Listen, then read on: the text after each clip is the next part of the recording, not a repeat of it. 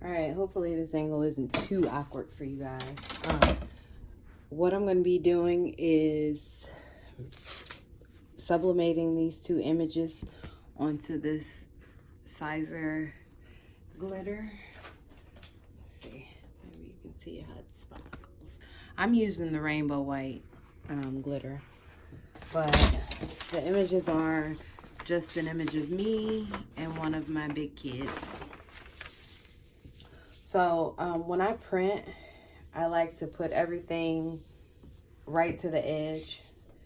That just kind of makes things a little bit easier for me. One of these are going on a black shirt, and the other one, I believe it's a white shirt.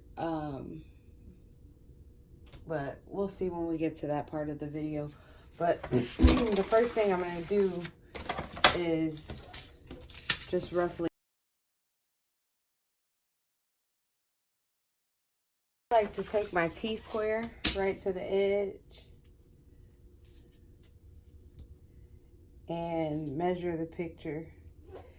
And it's about 7 1/4. So what I'll do is I will cut my vinyl smaller, just a little bit smaller.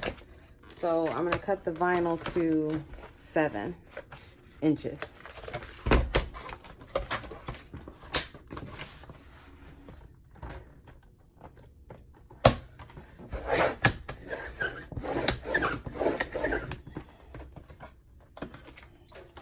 So now that I got those cut, I'm going to press these onto my shirts and I will be back.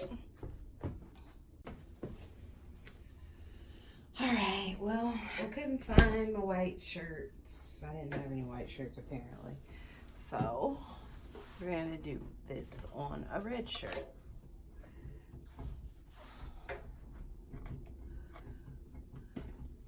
Usually I just eyeball my centers. I got to decide which image I want to go where.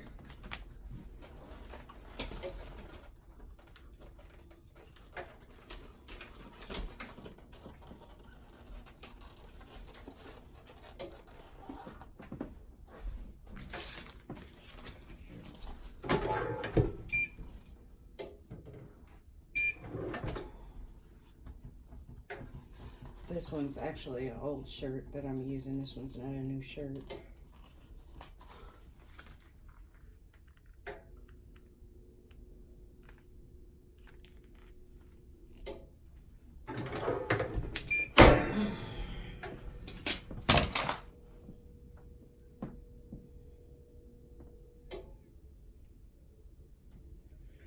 So I'm going to show you how when I do a white shirt or even like a lighter colored shirt, how I keep the ink from bleeding onto the fabric.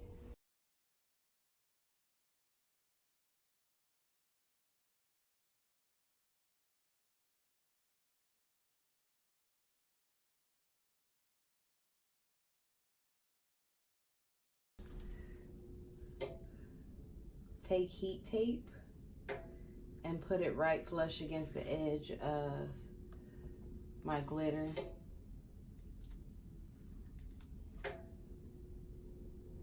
You don't want it to overlap your glitter or you'll have a white line. So I usually just kind of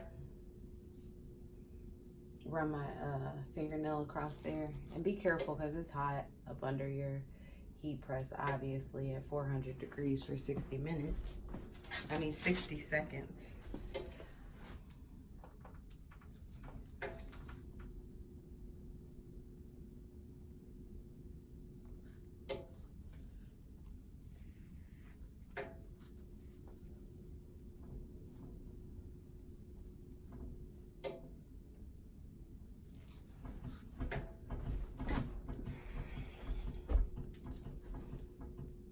With darker colors that aren't going to show the ink anyway,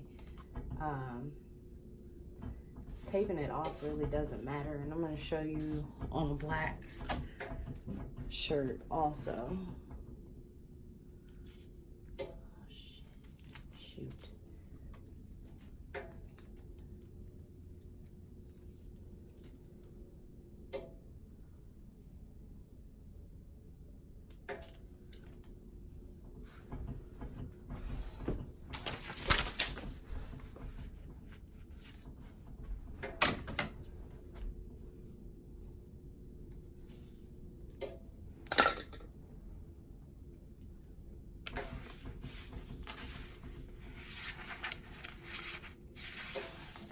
all I'm gonna do is make sure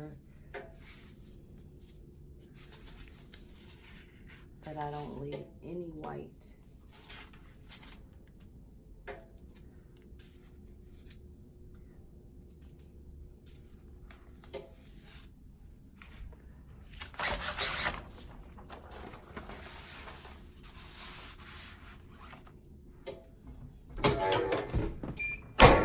Press it.